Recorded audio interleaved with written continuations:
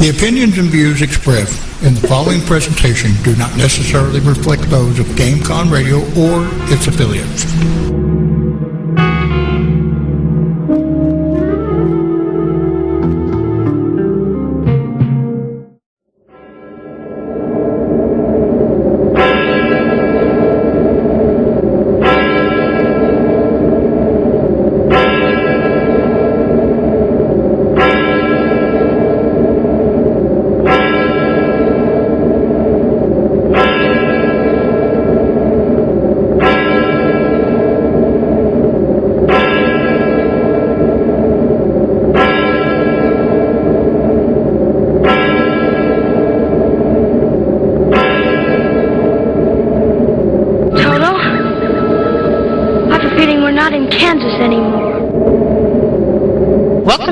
Banshee's Lair, Visionary Talk Radio on GameConRadio.com. We rock your world. Welcome to Mo Banshee's Lair, Visionary Talk Radio on GameConRadio.com. We have an awesome show tonight lined up, and I'm going to bring the guests on first, and then we're going to do the crazy but news towards the end of the show, because one of our guests might have to leave early. He's got a appointment at 9:00 my time. Our guest tonight is these people are part of television history. There's no other way to put around it.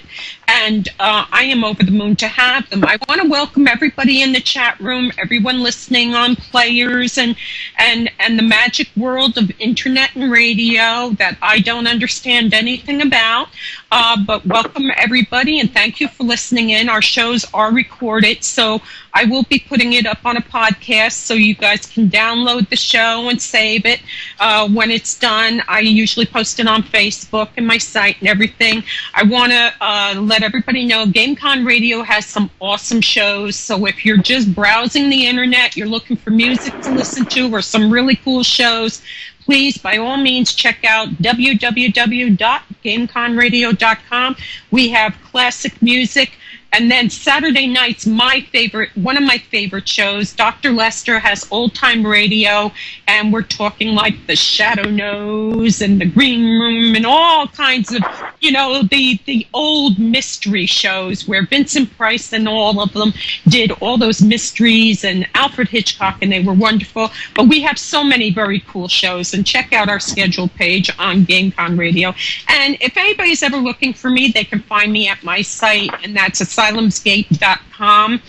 And without further ado, I would like to welcome our guests tonight, Kathryn Leigh Scott, Lara Parker, and Jim Pierson.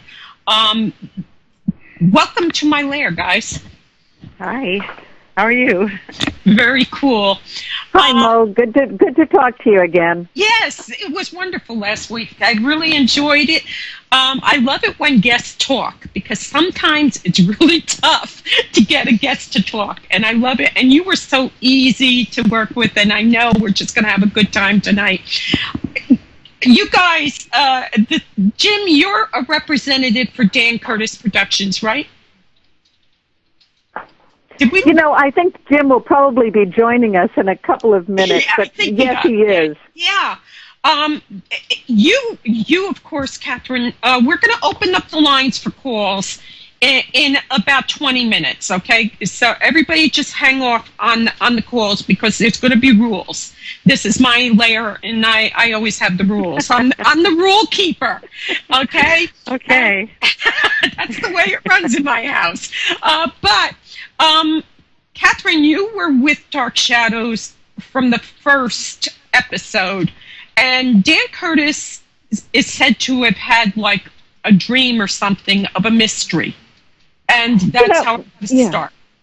Yeah, I don't know if that was apocryphal or not, but he talked about it in many different ways. But I think he was staying at the home. He was just out of the Army, and he was staying at the home of an Army buddy of his, and it was up in New England. And at one time he told me that he, in the middle of the night, he saw this ghost of this woman, And then another time he talked about having had a dream about this girl on a train. So, which sounds very sexual, actually.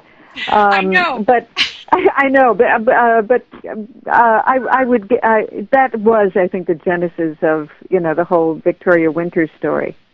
And also the whole idea of Jane. We used all the classics, and the whole idea of Jane Eyre. The young governess going off to the house on the hill, and people she ran into saying, "Oh, don't go there. You don't know what kind of horrible things happen there." I mean, that too was a classic novel that I think Dan Curtis drew from, or at least the writers drew from, among many novels that we sort of redid on Dark Shadows. Yeah, I'm trying to remember, was The Innocents already released? Remember Deborah Carr, where she was governess?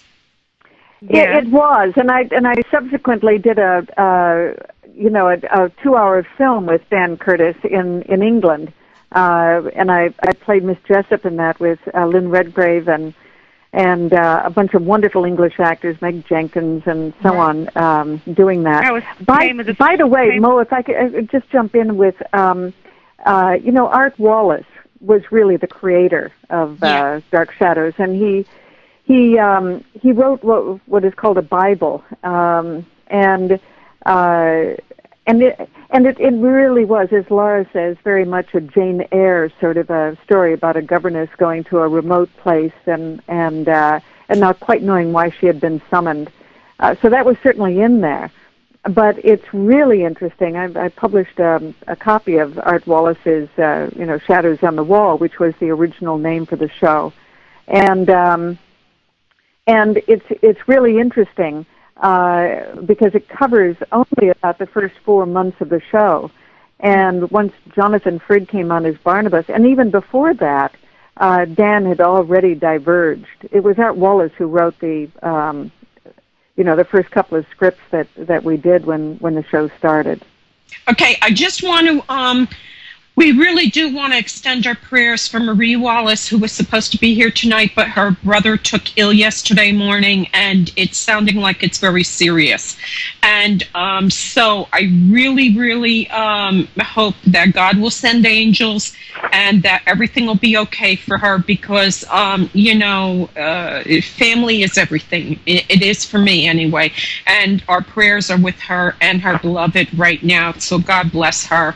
Her husband, I believe, was Art Wallace? Marie? No. Well, hi. No. You know what? Hi, it's Jim Pierson. Sorry for my disconnect here. And I spoke to Marie Wallace today, and she sent her regrets. But her brother is not well, and she just isn't able to join us tonight. But Marie Wallace is actually not related to Art Wallace. Art was a writer, going back to the golden days of television, live television, and he had written a Goodyear Playhouse in 1957, a Goodyear theater called The House, and he used part of that premise as the template for the framework of the original Dark Shadows story about a reclusive widow, in this mansion up on the hill with a teenage daughter, and then a seafaring kind of a crooked guy who came back to blackmail her, and some of the things that were integrated in the Dark Shadows. Mm-hmm. Once Dan Curtis came up with adapting the whole Gothic formula for daytime television with Jane Eyre and then that sort of thing. Mm-hmm. Laura, you got in this after Jonathan Frid was brought in, right? Yes, he was the vampire, and the show took off. And the demographic of stay-at-home housewives fell in love with his character. Instead of playing the vampire like a monster or some crude, slathering bloodsucker, he chose to play him racked with guilt over his thirst for blood, and vulnerable and conflicted and reluctant. And here's this 18 elegant, sophisticated man wandering around Collinwood and being desperate over the fact that he has to go out and what happened is that housewives fell in love with him, and this mail started pouring in, and housewives would send pictures of themselves, of their neck and other parts of their bodies, and saying, "Please bite me, please bite me." And so he became so popular, and the show began to do so well that they decided to go back in time to his beginnings and tell the story of how he became a vampire. And that's when my character was introduced. I love that part where you did the what do you call it, the first tryout, whatever they call audition, and he kind of leaned over and says, "You do realize you're a witch, right?" That's right. I auditioned with him, and he whispered to me, "The part is that of a witch." And so I stopped looking innocent and started looking mean, and stared into the camera with a vicious look, and that was, I guess, how. It's an amazing storyline, which has. I got to tell you, I went to Disney World, okay, and they have the pop culture, and when you can look in the little picture frames they have there and see a picture from Dark Shadows in Disney World in one of the pop culture windows, in the lobby. I didn't know that. And I'm kind of like, it's, you see George Reeves, you see the what's his name, the guy that we both love, Kathryn, the Silver Bullet, the Lone Ranger. Lone Ranger, yeah. Yeah, and all these different characters, and that, I mean, it literally has become history, and it was actually history before Jim got involved with it, right, Jim? Correct. Yeah. You, how did you get involved with Dan Curtis Productions? Well, when I got out of school, and I majored in radio, TV, film, and I met Dan Curtis through his longtime composer, music composer, Robert Colbert, who worked with Dan on everything from Dark Shadows to The Winds of War, War and Remembrance, and all these great films and TV projects in between. And Dan was starting up to do a new series of Dark Shadows prime time, and so that was in 1990. And then I started doing marketing and promotion as well as production work, and it just became a full-time occupation, and still involved with his estate. He left 2 daughters. His wife passed away the same month he did 6 years ago, and so it's been a real transitional time. But he always knew that Dark Shadows would live on. He always kind of, kidded about it, and he enjoyed, all the infamy the show brought. I mean, he was proud that it lasted, and so many people enjoyed it. Yeah. He obviously knew that this could go further and further. I mean, it's a perfect story to be updated. It can go, because let's face it, the vampire can still be from 1700s, and you can go right on through history with this. Kathryn, did you at any time think to yourself, what the heck did I get myself into? No, never. This is my very first job out of school. And no, I was thrilled to have a job, and I also, I had I think 2 or 3 screen tests for this, camera tests, and I also auditioned in Dan's office for Bob Costello and Leela Swift, the director, and Dan, over a period of a couple of months. So obviously, I didn't know what the show would turn into, but I was thrilled to be working. And I was also incredibly lucky, because all of those things that one learns in drama school about, Shakespeare, Restoration, comedy, and everything, I was able to put to use immediately when Dark Shadows started traveling through the centuries. So, no, I was thrilled. Laura, let me ask you, did you sit there and at some point think, oh, brother, what did I get myself into, or was this like a joyride? Well, Very much like Kathryn. It was my first professional job. I'd worked in summer stock, and I'd worked in university theater, and I'd worked in the theater at the University of Iowa, where I went to graduate school. But I'd never made more than $50 a week in summer stock. And I went to New York on a whim. I was only planning to stay a couple of weeks, because I had met an agent, and he had said, why don't you come to New York and we'll see if we can get you some work. I didn't really expect very much, and I got the part on Dark Shadows the first week I was there. So like Kathryn, I was, I couldn't believe my good fortune. I was thrilled and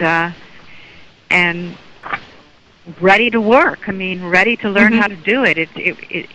It's not easy when you've had the luxury of rehearsing plays for months and developing characters for months. And because what we did is we had 4 rehearsals in the morning, and then we went down on the set and blocked the show for the cameras, and then had a run through. If we were lucky, we had a dress rehearsal, and then we went on the air. And we were not directly on the air, but we were what's called live on tape. Everything we did went right out without cutting or editing or stopping for mistakes. So it was difficult. It was really hard, for an inexperienced. Yeah, for an inexperienced actor. Yeah. Every day you guys had to learn a new script, and were they changing it right up until? Sometimes they did. Sometimes it got too long. It had to fit into the half hour with all the commercials. And they would come in and they would cut lines, and we had to remember not to say them. Yeah. But I remember one of the things that Kathryn said to me when I first got on the show is, she said, you probably won't get any better at your art, but you'll sure improve your technique. And she was right. You end up with ice water in your veins. You learn to work very fast and fluidly, and after a while, the part is yours, and then it's just a matter of learning the lines. Yeah, it's very much a deal that you, as the actors and actresses, you're learning under fire. You're going, and I even mentioned last week with Kathryn, I said, Jonathan Fritz said his English accent was atrocious, but that's okay because, it was supposed to be fake anyway. And a lot of it he attributed to the fact that he was scared to death going out there. Well, that's what he said. He did say that agonized look in his eyes when he's looking for his victim or his lost love was really he was searching for the teleprompter and trying to figure out what his next line was. Whoa. Can I ask Jim, because I know we're going to lose Jim first because he's got a meeting in about 40 minutes. Jim, why did Dan Curtis not try to make this a primetime series? Well, the whole thing was, originally Dan had been producing a golf show for CBS because he was a golf nut. He had been a salesman before that, selling old Hopalong Cassidy films in the 50s, and then he sold a couple of things with NBC Films, Union Station, a dramatic show, and then a Grace Kelly from Monaco special. And he decided to harness his love for golf and to producing these televised rounds with professional players and miking them on the course and some innovative techniques, and that ran for CBS Golf Classic, ran for a decade and won him an Emmy. And it was so that was the start. And then he sold a cartoon show to CBS called Linus the Lionhearted, and then he did. He decided he wanted to produce shows, and Dark Shadows. He loved gothic mystery stories, and he knew Leonard Goldberg at ABC and Ed Vane and in New York, and then he came up with the idea that they needed to have something in daytime. I think Dan just liked the idea of the storytelling process, the serialized format, and you didn't really have that going on in prime time. That was, before I think Peyton Place came on around that time, but it was just daytime was a good fit for it for an upstart producer to not jump into prime time right away, and he did, and he jumped to prime time, as Dark Shadows aired. He did a prime time Jekyll and Hyde special with Jack Palance. And I love that one. I love that one. Yeah. I have it on tape. Yeah, and then he did a pilot a couple years later called Dead of Night that was shot on tape. And but then he got into the film format with the Dark Shadows movies and became a director, and then started directing TV movies and on the West Coast for ABC, and moved on from there. So it was all a natural progression, and that was the storytelling started it all. I have not been able to read any of Laura's books yet, but Kathryn, Laura, and I believe Jim, are you going to be at the festival in Terrytown this summer? Yes. Oh, sure. Yeah, actually, it's next month. Yeah. It is. It's next. It's the last weekend in July. Yeah, I'm going. My daughter and I are going to go, and it'll be the first time I've gone to one. The book that I did read, all of you had a little bit of input in, Laura and Jim and everybody, and it's The Dark Shadows Return to Collinwood. And it's written by Kathryn Leigh Scott and Jim Pierson with a foreword by Jonathan Frid. You all seem to have forged lifelong friendships and respect for each other when I read about you. Oh, yeah. But I think that that's true, and I think that what's really interesting is that as much as we've supported the fandom, the fans have supported us because they haven't kept us pigeonholed in just the roles that we played on Dark Shadows. They've watched us grow and do other acting things, but even more importantly, when we all started writing, they embraced that as well. So, David Selby has written several books, including a novel. Laura's written several novels and several other books that she's published. And then Marie Wallace and Christopher Pennock, and there's so many of us that have done other things that the fans have really embraced, and really that's part of the strong bond that we have. Yeah, Laura, you earned a master's degree in creative writing, and now you teach English. Is that you're still teaching English? Well, I'm not teaching right now in the summer. Oh, I'm sorry, it's over for you guys. We're still in school. I'm teaching. I'm an adjunct at Santa Monica College. Mm-hmm. I normally teach in the fall when they need teachers desperately. I teach freshman English. Mm-hmm. It's wonderful that you are. Do any of your students ever come up to you and say, "Oh my God, you're Angelique"? I think it's been too many generations, but every once in a while, their mothers figure it out, which is kind of fun. Okay. I think Los Angeles teenagers are sort of jaded when it comes to mini celebrities. Yeah, there's so many. I lived out in California. Let me put it this way: I spent a whole decade there 1 year. And then I really wanted to come back to the East Coast. It was a long time ago, and it wasn't quite like it is now, So it was different. It was during the war, Vietnam War, and all that. So it wasn't quite as much fun for us over there. But Kathryn, your writing ability, we were talking about that. You all seem to have embraced. All of you have seemed to embrace your characters and just rolled with it and gone to the next logical position of writing stories and continuing the sagas. Have you, Kathryn, done the audio things too? Yes, I've got two. Actually, I've got several of these out. Dark Shadows Companion, with Jonathan Frid, Lara Parker, Roger Davis, and myself. That's been out now for a few months on CD. And then there's Dark Shadows Memories, which I read. And then, as you know, I've published several other books on entertainment subjects, including Fugitive Recaptured, and that's. So there are other books that I've got on CD and so on as well. And your site is? Oh, mine is KathrynLeighScott.com, and I should say this. In fact, I'm going to say it. If anybody has Mr. Google's home phone number, please give it to me, because I am just outraged.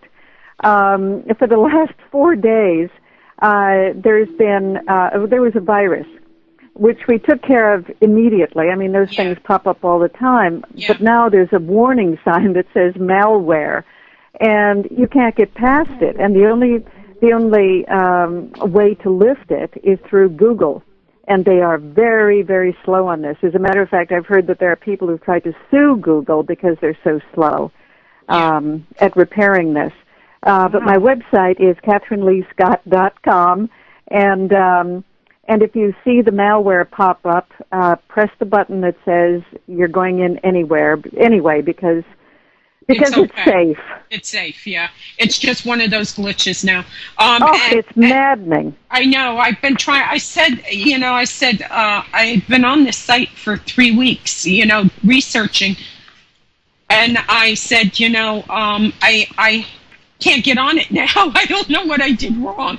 So I had. Well, that's the problem. Yeah, the tech is sitting here looking, saying, "I don't know what you did. I don't know what I did either. I just talked to guests. I don't know all this stuff about this. But Laura, what is your site? It's LaraParker.com. Mm-hmm. And you Lara, Lara Parker. Yeah. And you have your books listed there. And Jim, do you have your own site? No.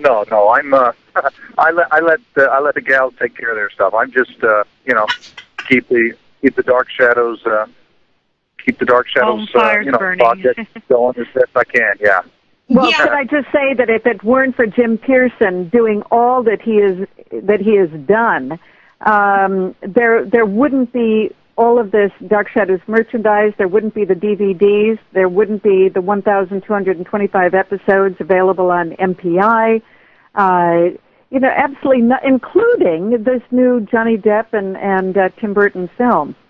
Mm-hmm. So much of this has to do with all of everything that Jim does behind the scenes, and also the Dark Shadows Festival. He really doesn't get credit enough for the hard work that he puts in. Yeah. We're one big collaboration. Yeah. Thanks. Yeah, I was just going to say, you are the man behind the scenes that makes all the magic happen. And, kudos to you. And you also were liaison man for Jonathan Frid to come to the movie and everything.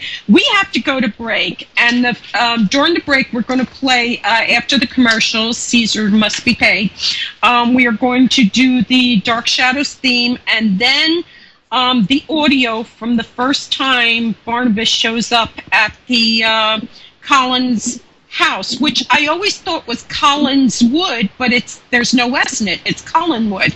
I've learned something about this too. And we're going to be right back. This is GameCon Radio, rocking your world tonight with Kathryn Leigh Scott, Lara Parker, and Jim Pierson. And we're doing a reunion of Dark Shadows. And after the break, we will be taking questions, but you have to give us time to, answer the phone and patch it through, okay? We'll be right back.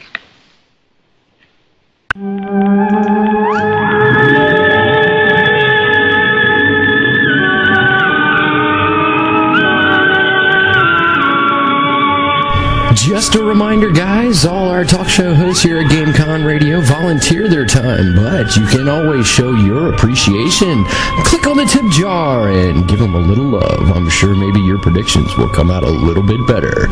And that's how we roll here at GameCon Radio. We rock your game and your paranormal.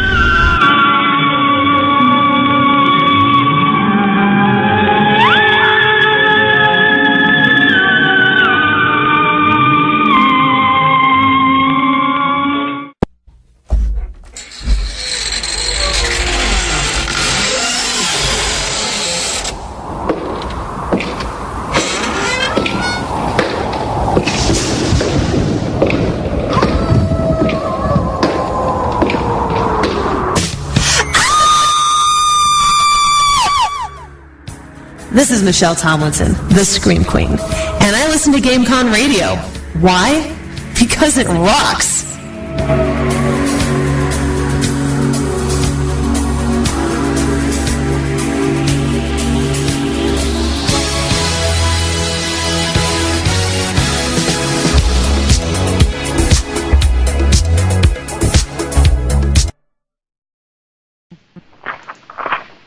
Welcome back to Mo Banshee's Lair, Visionary Talk Radio on GameConRadio.com. We are going to take callers now, and you're going to have to give us a chance because evidently there are a lot of people that want to call in.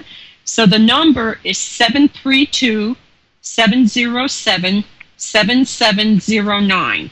So just give us a chance to pick up, and you know, if you weren't picked up right away, don't get dismayed. You know, you can try again. We have a caller. Yes. Caller? Hi, how are you? Hi. And your name? My name is Sunshine from Tim and Eric's $1 Billion Movie. How are you? Okay. Okay. Do you have a question, and what is it? I do. Lara Parker wrote a book called Angelique's Descent, and which is the reason that inspired me to write. And what I would like to know about the original Dark Shadows series is if they're planning at all to revive it on television so that the younger generation can get a chance to see it on TV. Are you asking me? No, I'm asking Jim Pierson. You should ask Jim Pierson. I don't know. That's what I said. I'm asking Jim Pierson if he's there. Would he know? Yeah, I think we lost Jim because he was on a cell phone. Yeah, you might have lost him, but it is true. It's coming on, and Jim is the keeper of that information. It's supposed to start sometime in July. But on the regular TV, wait, on the regular TV station? Yeah, on a regular, it's going to be rebroadcast, but Jim hasn't made the announcement yet, and so you're just going to have to wait until he comes back online because he knows the answer to that one. You know, that's okay. I didn't know that. But if you could ask him, that would be a wonderful thing because I have tons of fans that watch Tim and Eric that really need to watch Dark Shadows. It's an awesome gothic soap opera, man. I want them to see it so bad. Okay. Well, let me ask you a question, Sunshine. Do you think it would be more interesting to watch it rebroadcast so that you had to actually sit down on your couch and watch it when it came on, or do you prefer watching it on a DVD? I prefer watching it on my 50-inch big screen television in my home. I really do. I would love it if it were rebroadcast. Please rebroadcast that is definitely going to happen. God bless you. Is this Kathryn Leigh Scott? It is, and I'm speaking for Jim here only because I've been hounding him to tell me when it's going to be on. Oh, bless you. Thank you. You've made my day. I've got a beach party in Redondo on Friday. I'm going to let him know that you guys are going to do it. Well, I just made Laura's day, too, because we're all going to get residuals again. Oh, and that's wonderful. I know that feeling. God bless you. That's wonderful. I know it'll make your day, too. That's fantastic. Thanks for taking my call. Okay, thank you. You're welcome. Bye-bye. Bye. Yeah, we're going to try to bring Jim back on. What, the residuals, how does that work when it's on the air? You get, you get paid like a pittance for it, right? Is that what It is a pittance. It is. It's not a lot, but it is, it's something. It's better than a It's milk money. Yeah, it's better. Bad money. Yeah, and it validates what you've done, which is awesome. And it keeps the series alive. I mean, once again, it's resurrected, and that's great. Yeah. The reason why I asked Sunshine that question is that as a member of the Television Academy and Motion Picture Academy, I get all of these DVDs, and it's never as much fun watching a DVD as it is watching something in the theater, the movie theater, or watching it on television. Yeah, have I lost you? No, we're trying to get Jim on. I'm listening. Yeah, we are not available now. Please leave your name and phone number after the beep. I don't know why I find that funny. It's a live radio, and that's okay. No, you're right. I think that watching it on the television and that anticipation for the next one to come the next day. I think that was true. part of it. It's what they used to call destination television, or destination viewing. Yeah, really? Because I think that it gave everybody something to look forward to, and it didn't take up so much of your time of the day. Do you know what I mean? So, kiddies used to run home, or housewives would be, making peanut butter jelly sandwiches, whatever they did, and that little break, and it was a half hour long. It was just the perfect amount of time. And you weren't getting so much that, it was too much. I think it was perfect the way it is. And if they run it that way again, I mean, you're guaranteed it's going to run 5 years, right? Well, that would be nice. We're not guaranteed, No. but it does tend to pick up a lot of new fans, and they do become addicted, or they, they become faithful followers of it. Yeah. There are a lot of stories, and they're wonderful stories, and they hold your attention, no doubt about it. The writers were marvelous. Did they ever ask your input on a storyline? Never. No, but they did write for the actors and actresses as they came to see what they were capable of doing in terms of developing the character. Mm-hmm. They wouldn't ask you to do something you couldn't do, and they'd write things they knew you did well. For example, Nancy Barrett, they were aware that she had quite a good singing voice. So when they created the character of Pansy, of course, she became a music hall singer. Right. So there were little things like that. And let's face it, who could be so stoic is Joan Bennett? I mean, she just looked like, she was stoic, and no matter how much we have a caller, okay? Caller? Yes, hello? Hello? Hello, this is Alex. This is Alex? Okay, hello, Alex. Do you have a question? Yes, hi. Kathryn, I just want to say I love you. I loved you as Maggie. And I recently saw the Star Trek Next Generation episode where you played the Vulcan, and I thought you were fantastic in it. Oh, well, thank you. And this for Laura, what was the origination of Angelique laugh? Was it your idea, or was it the producer's idea for the famous Angelique laugh? It was written into the script. Oh, you have the and best they laugh. they never liked my laugh. They always wanted me to laugh harder and louder and. Oh, it was perfect. Thank you. Are we gonna get you to do that laugh? No, not tonight. Oh, please. Oh no! I was hoping we could try to talk you into it, but yeah, well, maybe it's a little later. Yeah, it's a sinister laugh for sure. Thank you for calling in. Thank you. Bye-bye. Bye. You're going to have another caller coming in soon. Cool.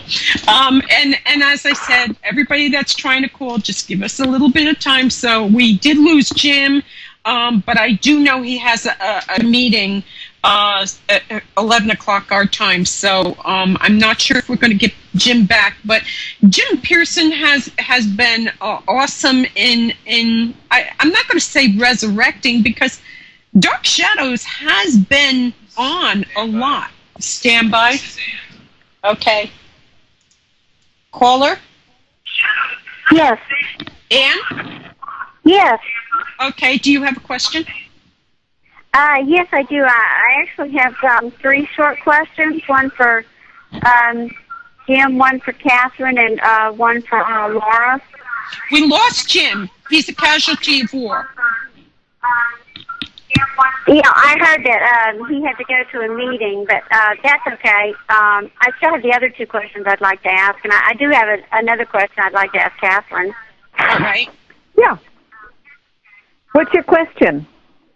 Okay, well, my question from this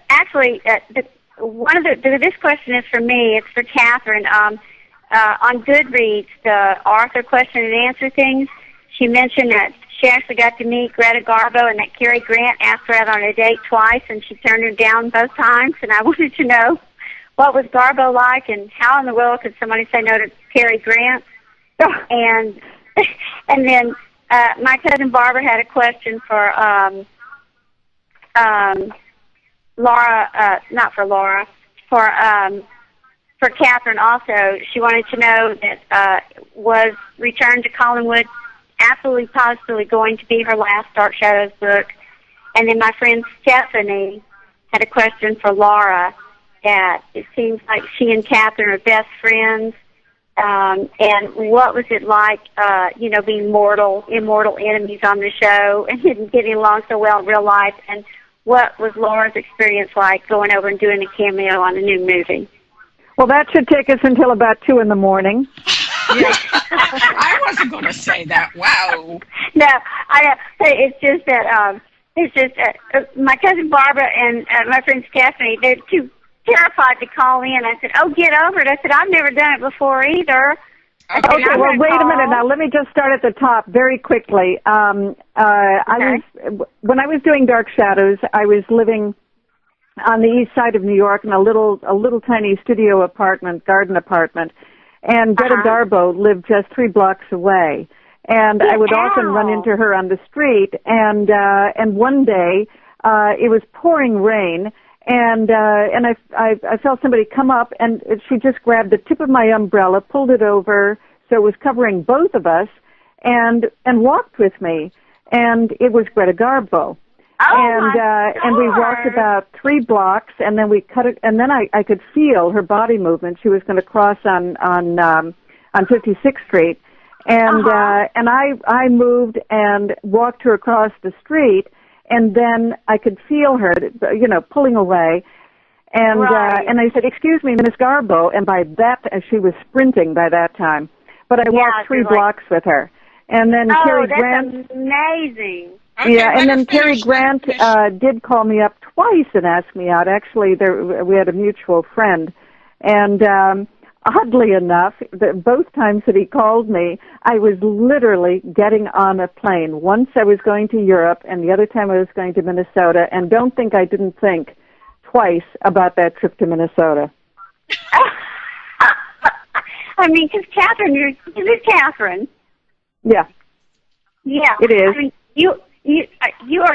you're so beautiful. I mean, I get to see how to be drawn to you like a magnet. I mean, okay.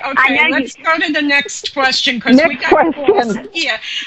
The other question is because there's no shortage of beautiful women on that show. I have to tell you that. And good-looking guys. And good-looking guys. I mean, there's a lot of beefsteak on that show. Yeah.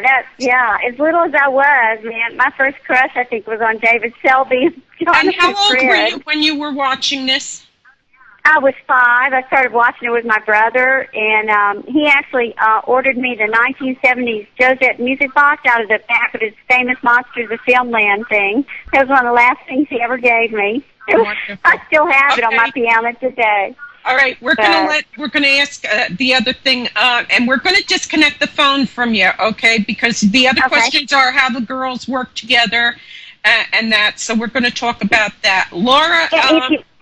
If you could mention the question to Laura, that she and Kathryn seemed to be best friends, more or less in real life, but they were like mortal enemies on the show, and how ironic that was, and what her cameo was like. And please mention that question is from Stephanie, because she was too chicken to call in, and I told her I was going to deliberately mention her name.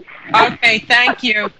Okay, so Laura, I'm going to ask you, how was it to work, your desperate enemies with Kathryn on screen and your friends off screen? Well, we became friends, I think better friends after the show went off the air. But everyone on the show got along. We were like a big, happy family, and one of the nice things that happened was if you died, you got to come back playing another role.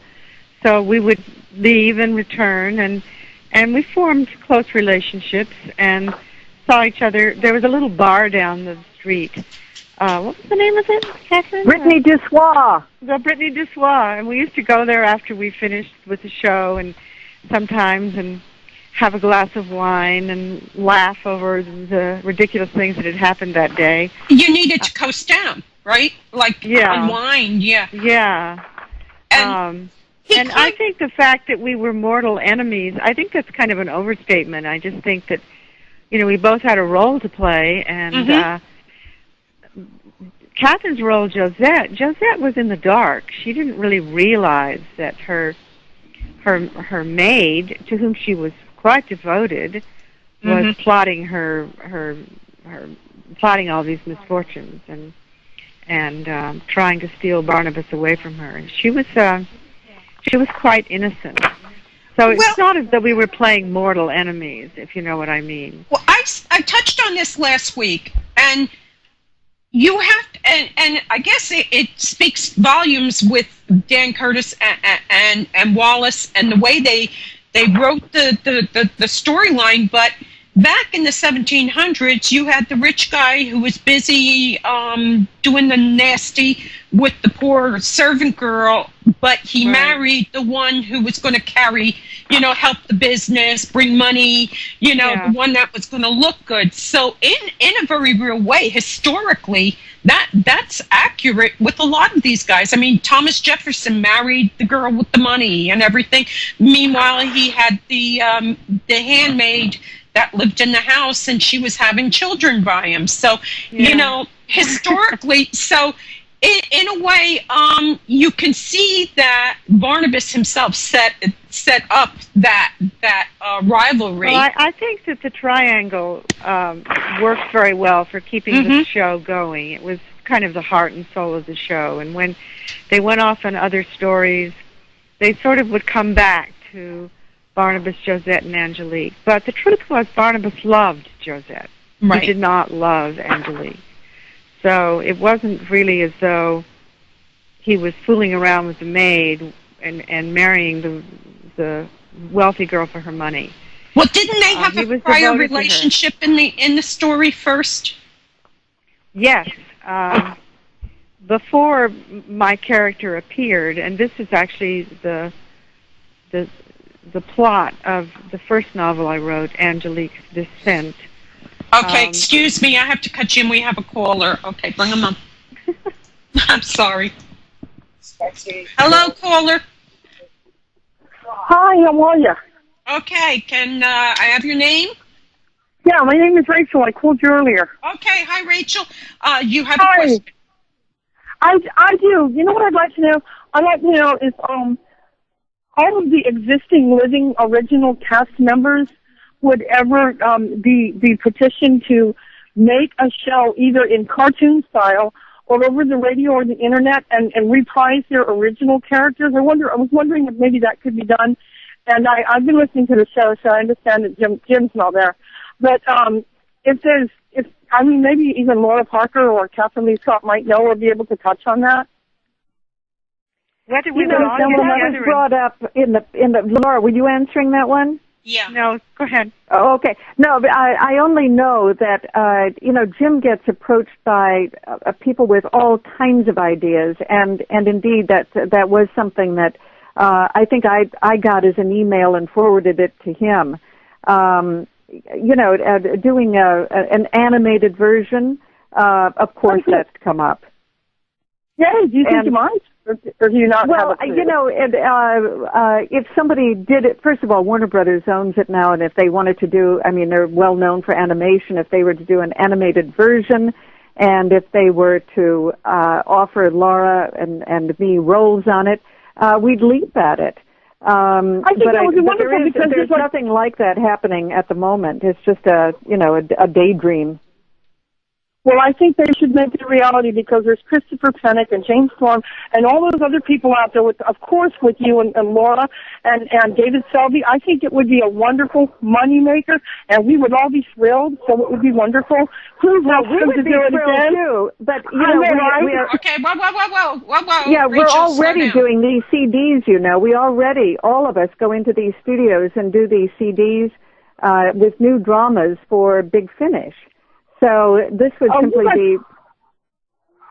one other thing that we would do. Right, and it sounds like you're really, really busy, but if you ever have time, we would sure like to see that. We really would. And I just wanted to share that with you. Thank you so much for taking my call. Thank you for calling in. Yeah, you, Jonathan Frid and John Carlin, Laura, you, Kathryn, you've all kind of been involved in this CD, like, recording thing, right? Right, yeah. Yeah, and it seems like it's starting to take off really huge. I have to admit, I was not aware of all that was going on in the Dark Shadow world. I mean, yeah, because, I went on and had my family and, all that goes, everything that goes on with that.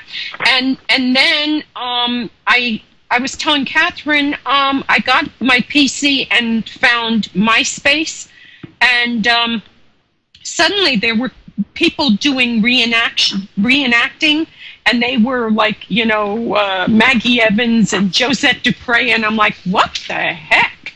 And I guess I've been under a rock someplace, because up until 3 years ago, I had no idea how popular this show has been, and it just seems now it's just getting more momentum. What do you feel about that, Laura?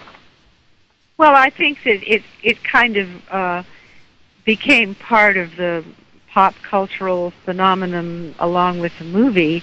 I mean, it came back into it got more attention than we've had the conventions every year, and it's been on DVDs, and yes, we've been doing the recordings and publishing our books, but there's a lot of renewed interest because of the Johnny Depp Tim Burton movie, and now a lot of people who, like you, didn't really realize that it still had so many fans and so great a following, have now sort of rediscovered it, which is wonderful for all of us. I mean, we're all excited. We're excited about the movie. We're excited about the fact that four of us got to go and be on the set in outside of London at Pinewood Studios and perform cameos and get to meet all of the actors and actresses who were in the new film.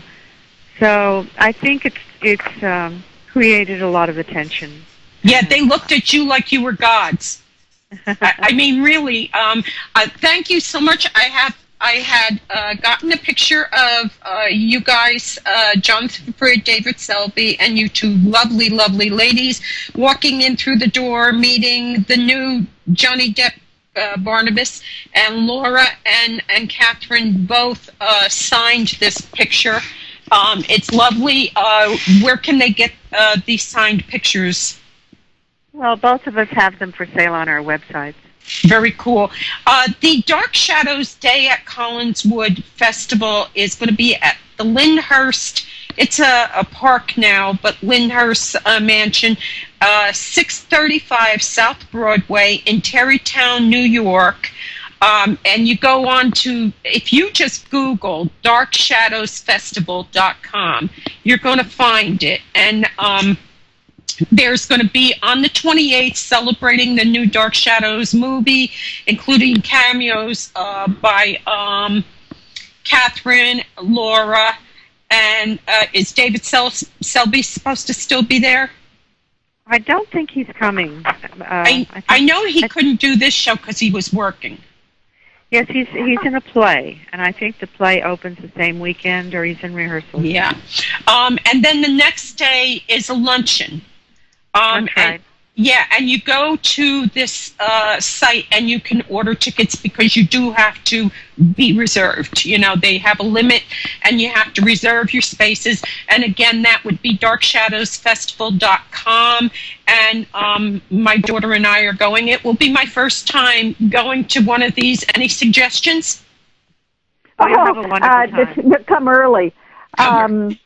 No, they're expecting a huge crowd, especially because of the movie, because of the books, because of the CDs. There's been a lot of promotion, so we're expecting a huge crowd. So come early. Okay, Yeah. and walking shoes because Lyndhurst is big.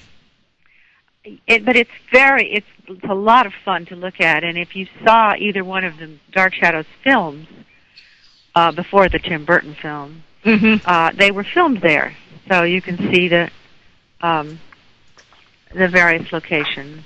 And we're going to go to break, and when we come back, I'd like to ask you, what's your favorite memory? You each must have a specific thing that every time your mind goes to it, you go right to that point, and it's got to be like your favorite memory. It doesn't necessarily have to be a part. It could be something silly that happened, during a downtime or whatever. And I also want to talk to you, about the going to England and what it was like, because that had to be a great honor for you guys. We're going to be playing Josette's Music Box after the next commercials, and we'll be right back. This is GameCon Radio, and Lara Parker and Kathryn Leigh Scott are our guests. We lost Jim, but please know that he is there. I think that he is instrumental in the revival of all things Dark Shadows. We'll be right back. This is GameCon Radio.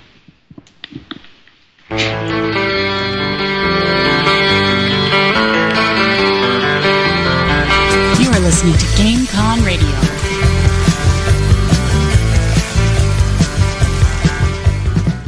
You've got questions. Who are we? Where do we come from? Are we alone in the universe? Is there life after death? Where can I take a class and really learn about demonology?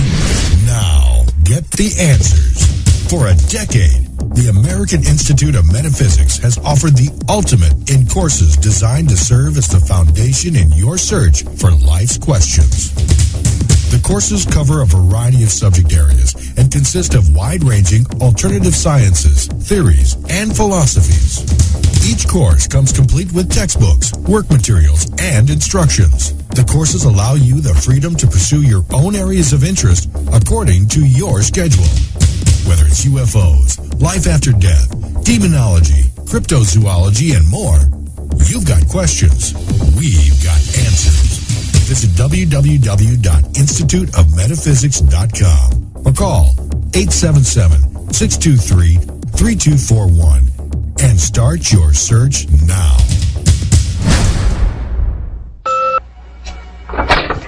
Yes? I'd like to see Mrs. Stoddard, if you'd be so kind. Mrs. Stoddard? This is Collinwood, isn't it? Yes. And the mistress here is Mrs. Elizabeth Collins Stoddard, is she not? Yes. Then perhaps you'd do me the courtesy to inform Mrs. Stoddard that her cousin is calling and wishes to pay his respects. Cousin? Yes, her cousin from England. From England? Oh, please, come in. I'd be delighted, thank you.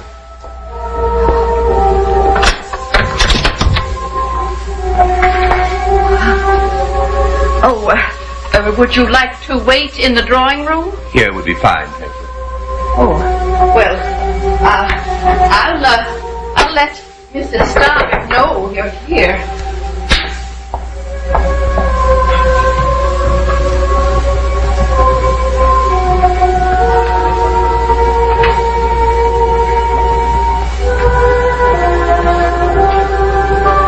Oh, madam, if you would, you may tell her that it's Barnabas Collins.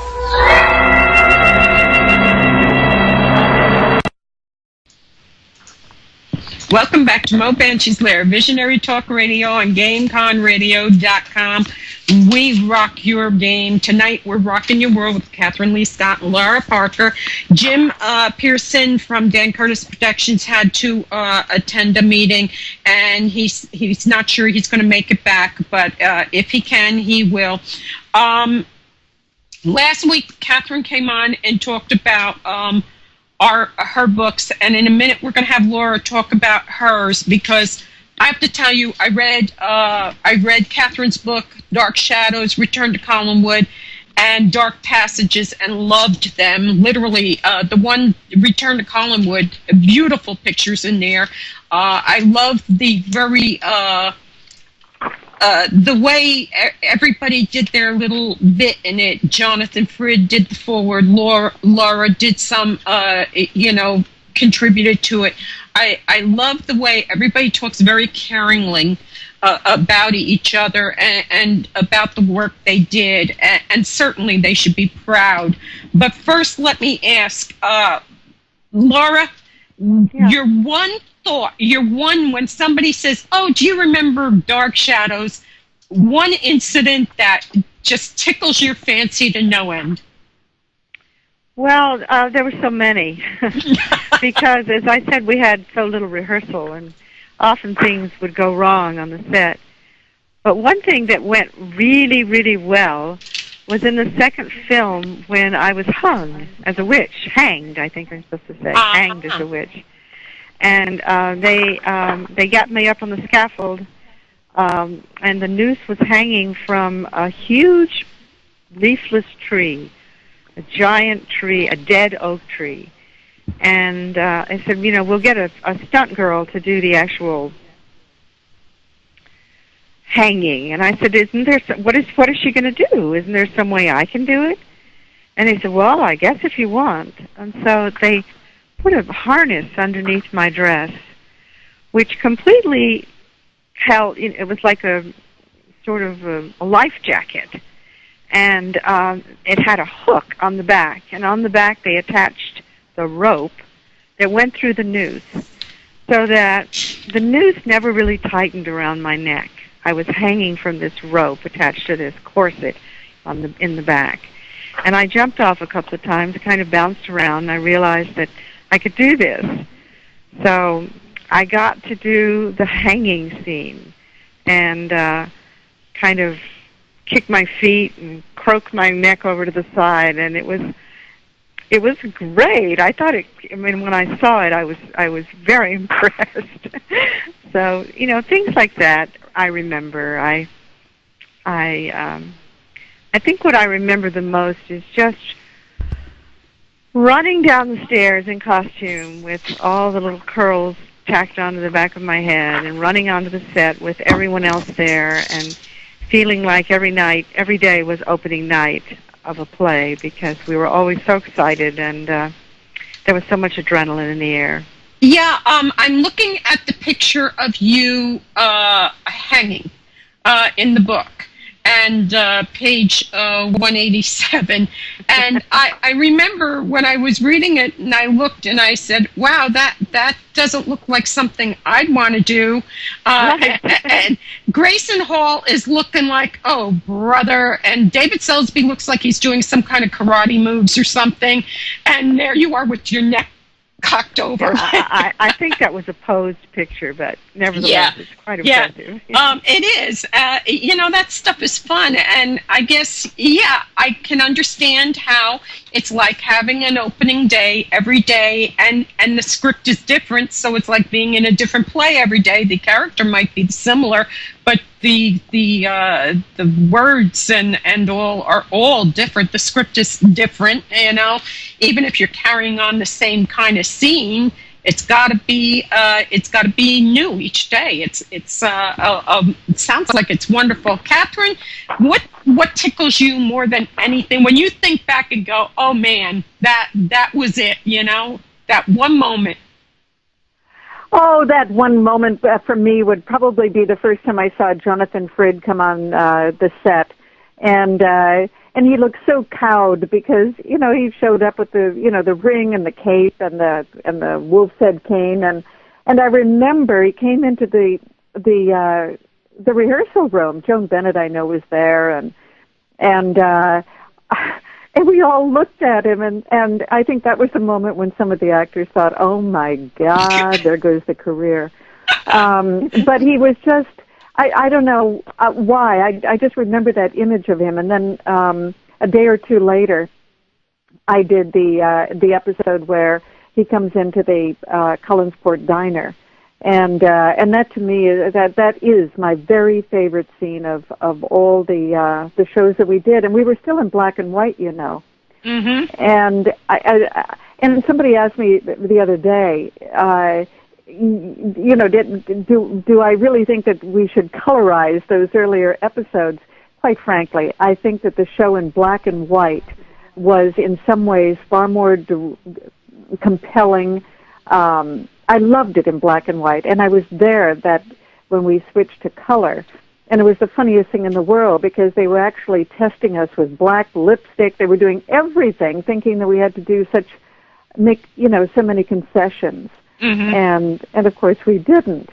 But again, as Lara says, there are just so many memories. I mean, there was we were all by ourselves in our studio. We weren't in the big ABC complex, sharing space with a lot of other soap operas. We were all by ourselves, and I think that's also what engendered that family atmosphere. Okay. And when we went up to the Brittany Dussois, Dan Curtis would be up there, and I remember the day he got into a fight with the makeup man, and he broke his finger, and it never straightened out, and he was never able to play a good golf game after that. But there were so many crazy things that happened, and I've tried to capture them in the behind-the-scenes anecdotes that, over the years, I've put into the Dark Shadows books. But you read the books, and I'm so glad I did them, because otherwise these stories would have been forgotten. Yeah, you're there. Laura, you have the fire story, too, that, they kept putting lighter fluid on it, so it would be... Yeah. Well, I had to do it. I had to do often an incantation, which was half a page of dialogue, calling on the powers of darkness and the forces of evil and the devil and the sky and the sea and the air and everything else that witches call on to cast spells. And I was trying to start a fire in Vicky's room. And I was doing this with a house of cards. I mean, it's probably hard for you to grasp, but it was a spell, and when I'd lit the house of cards, it was going to start a fire on the floor of her bedroom. And so first I had to build a house of cards, which was a trick in itself, getting the cards to stand up vertically, and then put the top cards on, and then the next level. And then we went to commercial, just like we've done on your show, right? Then we went to commercial, and when we came back from commercial, the whole idea was for me to take a candle and set fire to the house of cards.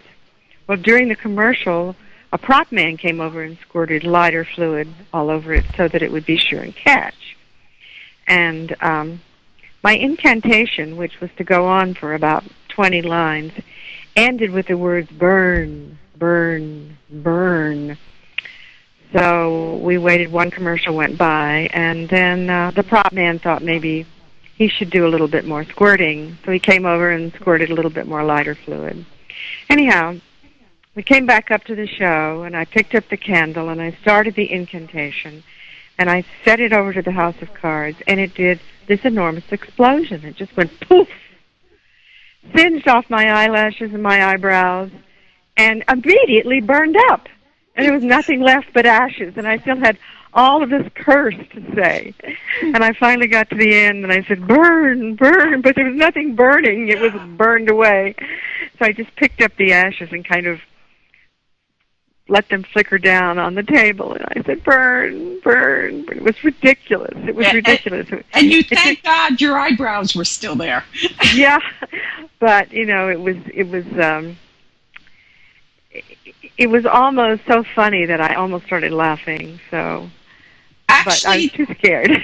Actually, there is one scene, and I can't remember what it is, but I think it's in like a blooper thing where John Carlin's kneeling at a grave site, and the announcer is, talking. I guess it's one of you ladies talking, in the beginning, like, what's going on? A man is in the cemetery, and whatever was said, John Carlin actually starts giggling and says, "Now that's funny." and I saw that. I mean, it seemed like everybody took everything in stride because there was no other way to survive it, huh? Well, there was no editing. Lara's alluding to that by saying, how she handled that. That's the sort of thing. It's a kind of ad-libbing and making do that you do when you're doing a stage play or summer stock, Right. We were live. Mm-hmm. Yeah, we were. Yeah, I remember seeing Kathryn and Jonathan Frid interviewed by Lloyd Bridges and Gary something or another. And Lloyd Bridges says, "Oh, can you, you notice I liked Lloyd Bridges. I remember him. He was very good looking when he was young. Especially in the wetsuit. Oh, my God. He was built like a brick shit house. Anyway, he's sitting there and he says, "Oh, you were able to take the film and transpose it because the way it was originally recorded, you had to wait a few days and even though it was recorded live, you didn't have retakes. Then it had to be transposed somehow to get you on. So it was as if you were watching what you did a few days ago. Is that kind of how it went?" Well, we watched the show on the air about a week later, unless we had somehow gotten behind. So we'd finish with the show for the day, and then we'd go up to this little green room that we had, and we'd watch the show that we had taped the week before. But there had been no editing of any kind, so that all of the mistakes we made went right on the air. And if a fly landed on your nose, or you forgot your lines, or you called someone by the wrong name, or you knocked over a styrofoam gravestone, or you slammed the door and the painting fell off the set wall, or just any number of things, microphone came into the shot, or I think several times, I think there's a story. Do you know the story, Kathryn, of Jonathan thought he was finished? And Oh, I was there that day. We had what we called a beauty shot, and that's where the camera at the very end would lock on one of the sets while the credits rolled. And, everybody was anxious to get back up to the dressing room, change clothes, and, go to the Brittany Bissois. And Jonathan used to use the room right underneath the staircase, which was where Mrs. Johnson always emerged. That was obviously on the way to the kitchen and the scullery or whatever. And there was a little changing room back there, and it was really where Jonathan, if he had a quick change, made the changes. Well, in the beauty shot one day, you see Jonathan walking out of there, with these clothes hangers over his shoulder, wearing street clothes. And then you see that he knows he's been caught, and then he scurries off. It's the funniest thing in the world. And that's what made it really, it made it good. I loved the show. I mean, it stood a test of time. It hasn't lost any momentum that I could see. Has it ever been a time it hasn't been on the air at all for like decades? I think maybe the longest time was maybe 8 years that it's not been on the television. I don't really know. It's been about that long since it was last rebroadcast. Yeah, it's always on. I mean, my children saw it in the 80s when it came on Sci-Fi. Now, my youngest had never seen it because it went off, and of course we were busy doing other things and everything. So Andrew is now watching the CDs with me. And he's like 30 years old. I told Kathryn this last week, my favorite bad guy was Jason McGuire. He was the bad guy you loved to hate. He was a scoundrel, but he was a charismatic scoundrel, if you know what I mean. And we were watching it. I just introduced it to my granddaughter, who's going to be 16. And in it, Jason's at the cemetery, and the old guy's talking about Willie being there. And he says, he was pretending to be someone he shouldn't have.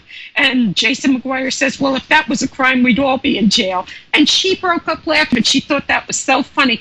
It did have snappy dialogue and that, jokes. it was never boring. The characters all were fresh. You could see them as real people. It didn't come off as you know, like it didn't come off stupid, you know, where you went, oh, come on, you know.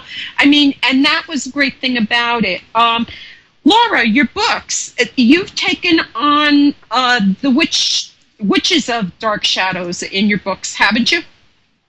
The witches? Yeah, the Salem branch and that kind of your books. They're well, they are Gothic vampire stories. They're fictional. Mm-hmm. They're completely original stories, but they use most of the characters from the original show.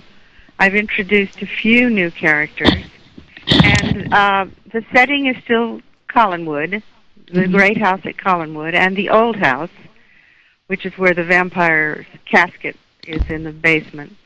So the settings are the same, and most of the characters, Joan Bennett's character of Elizabeth, and Roger, her brother, and Quentin Collins, and of course Jonathan Frid, Barnabas, and Kathryn's character and my character, Josette and Angelique. They're all in the books, but the stories are, the first book, Angelique's Descent, is a completely fictionalized version of my character's childhood in Martinique when she was a little girl, and how she grew up to become a witch, and what the experiences she had that hardened her heart against the world. The main one being the fact that she was seduced and abandoned by this young soldier who she thought intended to marry her. So I was able to write that entire romantic episode, which on the show was only imagined by me, since on the show the romance had already ended, and she had turned into the jealous witch that she was on the Dark Shadows show. So I wanted to tell her story, and the second one, what takes up the Salem branch, starts right after the show went off the air. And at the end of 5 years of 1,225 episodes, when the show went off the air, the vampire had been cured, and he was human again. He'd been cured by Dr. Hoffman, played by Grayson Hall, who she was also in love with him, and she had created an elixir that made him human again, and that's where the Salem branch begins. And he is struggling with his transformation into being human. It's not as much fun as he thought it was going to be. He kind of misses his vampire powers. Okay, hang on. We have a caller. Can you answer it? Hello, caller. Hello, this is Captain Celluloid. How are you? Oh, hello. Doing good. And what do you? How's everybody over there? Okay, very good. I wanted to ask a question. Mm-hmm. Okay. Ladies, for both ladies, they were so believable in their roles. Did they have trouble getting other parts after the show ended its run?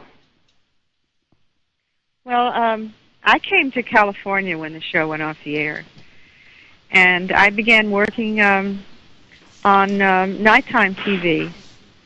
I think Kathryn and I were both very fortunate at that particular period of time. There were a lot of hour-long dramatic shows, and they always had, every week they had a girl on the show. So there were a lot of parts available, and we both were very fortunate. We worked a lot in episodic and nighttime TV. We did movies of the week. We did a few films, and so you weren't stereotyped. Well, it's a little bit different in my case because, you know, I left the show about 5 months before it went off the air. I was working without a contract. Yeah, I worked without a contract for about the last year. And I moved to France and then to England. And nobody in France knew who I was, but I ended up doing a couple of feature films there. And then one day I happened to see that on the Champs-Élysées, Le Fiancé de Vampire was playing. and there was a poster of me. So I was very lucky because I lived and worked in England after that for several years, and I did a lot of theater. I worked with Jimmy Stewart and Harvey. I worked at the Bristol Old Vic and in repertory. So there was no chance for me to get, stereotyped or pigeonholed or anything. Nobody really knew Dark Shadows. But as Lara, excuse me, let me just finish up. As Lara says, when I did get to California and I ran into Lara and we talked about this, we were just incredibly lucky because it wasn't all of this reality stuff. There were these wonderful shows we could do. Yes, I remember Lara on a Rockford Files episode later on. Uh-huh. Lara also did that movie with Warren Oates, right?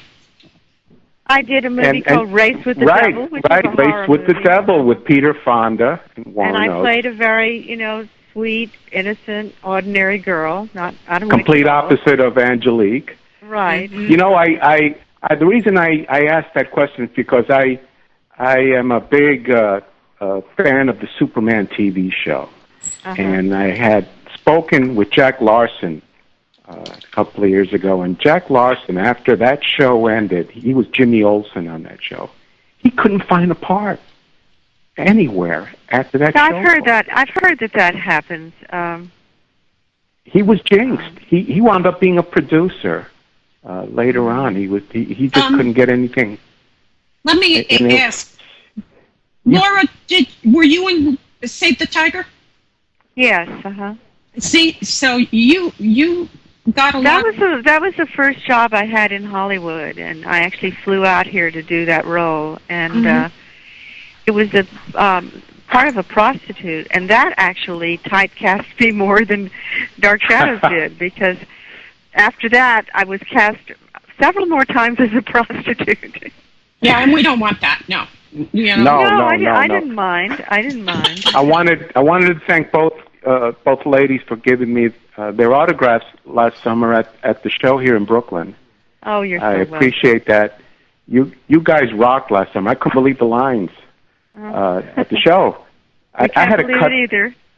I had to cut the line for David Selby. The girls wouldn't let me go to the table to get David Selby's autograph. It was unbelievable. David Selby had a line there, I think, for 3 straight days. Are you telling me I'm going to need to bring the wheelchair when I go to this thing? And oh my God! Oh my God! I'm going to have to bring the wheelchair then because I won't be. Well, able you to don't have stand. to stand in those lines unless you want to. Well, and of ladies, course, I thank you. I want to thank both ladies for doing this online because we don't get to hear you often online, and this is great. Well, you are coming in as clear as a bell on this end. And they sound young. Like they sound like they just finished an episode of Dark Shadows, don't they? Yeah, I mean, it seems like yesterday. Everybody's getting a thrill out of it on the chat box. I'm over the moon. I want to thank you for being there. And Mo is a class act. She's already put me through the ringer. So having you on for 2 weeks, Miss Scott, it's been a pleasure listening to you. Oh, you're welcome. Thank you, Terry. Thank you so much for calling in. We're going to go to break, and then we're going to let our two lovely ladies leave after we give you links and tell you where you can buy the books. But we're going to go to a break now, and the last song, I believe, is Quentin's theme, and you'll hear that right after the commercials. And this is GameCon Radio, rocking your world tonight with Lara Parker and Kathryn Leigh Scott from Dark Shadows, the serial from 1966. And it's as popular today as it was in 1960. I think it's more popular. Nobody knew what it was in 1966. I mean, I came home, my father was sitting there, he says, I don't know, there's something coming on. It's something like this girl who doesn't know who she is or something. And he was hooked first. So, I love this show, and I think now more people know about it, and I think it's wonderful, and you did such great work. It's wonderful to see a lifetime of work still rewarding you with people knowing who you are. We'll be right back. This is GameCon Radio.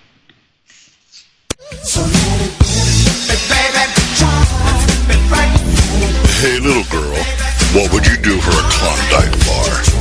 GameCon Radio, the station your mother warned you about.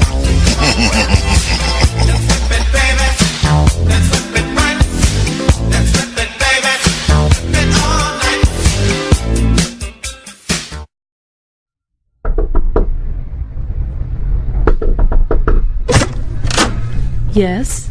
Hi, I'm here for the New York Ghost Tour. Sorry, we're closed. But you can come back next week. Next week? Forget that. I'll just go check out another place. Trust me, there's no place half as interesting as ours, dear. That's so not true. What about the Shanley Hotel in Napanock? Once you've been to one haunted hotel, you've been to them all. Not like this place. The Shanley Hotel dates back to 1845, and since then it's been a hotspot for paranormal activity.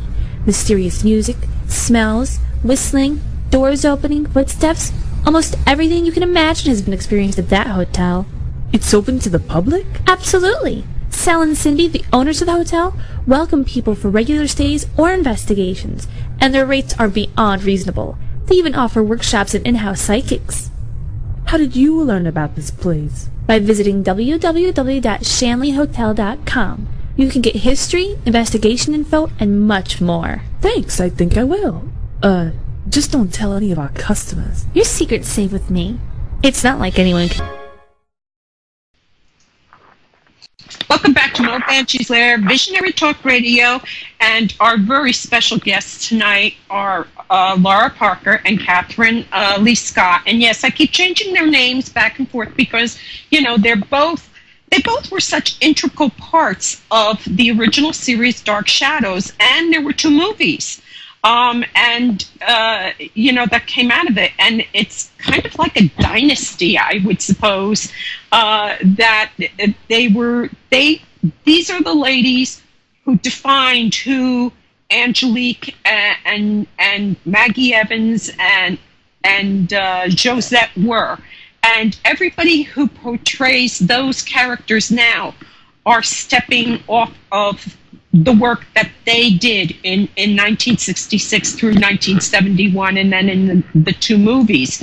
So it's an incredible legacy these ladies have left television history. It is just history, and I thank you so much for coming on and sharing a little bit of it with you. You both will be at the Dark Shadows Festival Saturday, July 28th, 2012, at Lyndhurst, 635 South Broadway, Tarrytown, New York. You have to go on the site, which is darkshadowsfestival.com, and buy tickets. Anybody interested has to buy the tickets because they do sell out. I know there's a cap on how many people they can have and that sort of thing. So please, if you're interested in going, because I'm going, please order your tickets on the site now. And let me just, before the ladies give you all their information, just a little nod to Jonathan Frid, because Dark Shadows was going to be canceled up until a very geeky, awkward vampire showed up. He was a vampire, not comfortable in his own skin, and not comfortable with anybody else's blood in his veins either. And it made it perfect. He was the first vampire that you felt sorry for. And I think that there's no one who can argue that he was instrumental in that show going the distance it did. And rest in peace. God bless him. He was a fantabulous, as I would call it, actor. He was a Shakespearean actor. He was very serious about his craft. And from everything I've ever heard about him, he was a total gentleman. Would you ladies agree? Absolutely, yeah. Oh, absolutely. Yeah, he seemed like a really nice guy. And I've never heard that he wasn't a nice guy. So, I mean, you know, everybody has a bad day, but, I mean, he seemed like he really, he had a little trouble digesting it all in the beginning, but after a while, okay, this is it, you know, I'm Barnabas, yeah, I'm Barnabas, you know. He took it within stride, and he created a television icon too, Barnabas Collins. There's anybody who loves horror films and that kind of thing, they all know who Barnabas Collins is. Laura, your site again, and tell us the books that you have out. Yes, it's laraparker.com, LARAPARKER, and I have two books, Angelique's Descent and The Salem Branch, which goes back in, and a lot of the book takes part during the Salem witch hunts. Mm-hmm. The third book comes out in October, and it's called Wolf Moon Rising, and it tells the story of Quentin, who was another very popular character on the show, and the werewolf curse. Mm-hmm. So not only is there a lot of vampirism, there's also the werewolf. So it's very exciting, and it also introduces the romance of the young David, who is now 16, and he's in love with a girl who is a reincarnation of Angelique. Her name is Jacqueline, and so it tells their love story as well. So it's packed with a lot of original stories with the real Dark Shadows flavor. And I'd just like to add two things. One, I hope everyone will go and see the film. I think that Johnny Depp's characterization, although very different from Jonathan Frid's, is absolutely marvelous. He's a wonderful, versatile actor, and he has captured a different kind of Barnabas, but just as mysterious and just as fascinating. And yes, Jonathan Frid was, we all say every single year that we attribute to him and his marvelous charismatic characterization, we attribute the success of Dark Shadows really to him. I think he's the one that lifted it out of the shadows and into the light and made it as remarkable as it was. Oh, let me ask you, before Kathryn gives us her information, you both went to England, and it kind of hinged on Jonathan being able to go, and I understand he was up in years and all of that, but you know, when he and Johnny Depp met, yeah, there's no way Johnny Depp could try to be the Barnabas that Jonathan Frid was. There's just no way. Ben Cross did very well. I really liked him and the mini-series that they did. I really liked that and was really bummed out that they did it. Yeah. But Johnny Depp took it a whole new window. But still, Barnabas is quirky, and he's a fish out of water.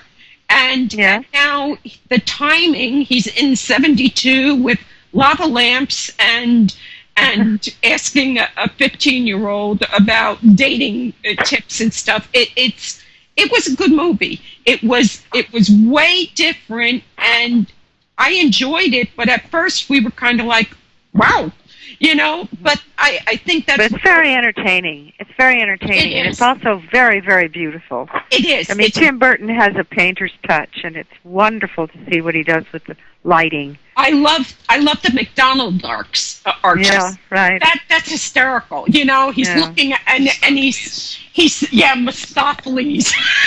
You know, it is. Mephistopheles. It's a good movie. Mephistopheles, right? How did it feel doing that cameo on there?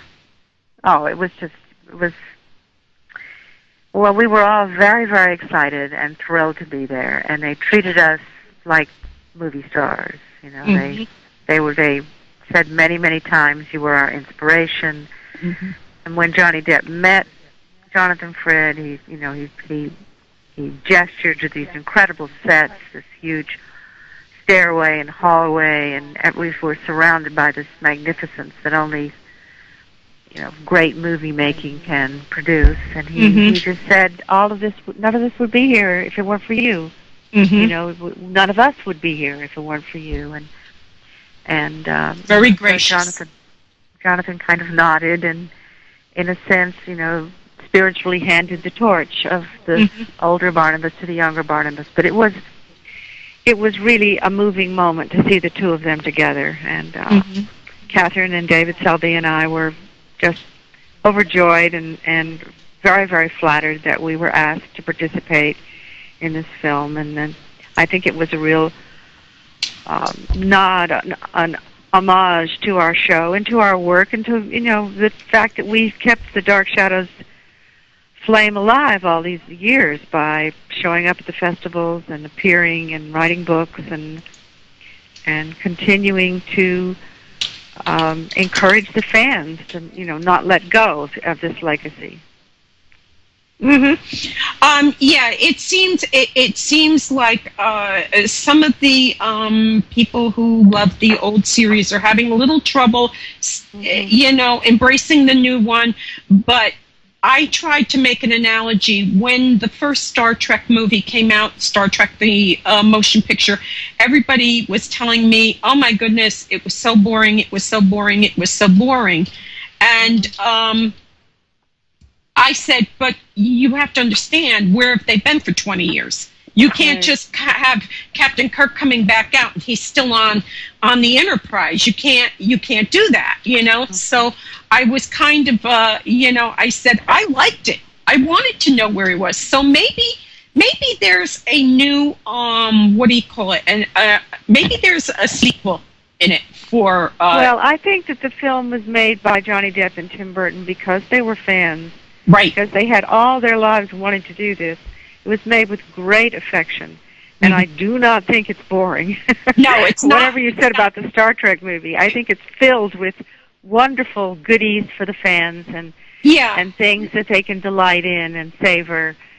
So it's just, it has a different tone. Oh yeah, it's totally action and there's giggles in it and there's things you would expect him to have to deal with. It's been 200 years and everything, but still they had to try to kind of step it up. In 2 hours, they didn't have 5 years of half-hour series to get the whole story going, so they had to put it on fast.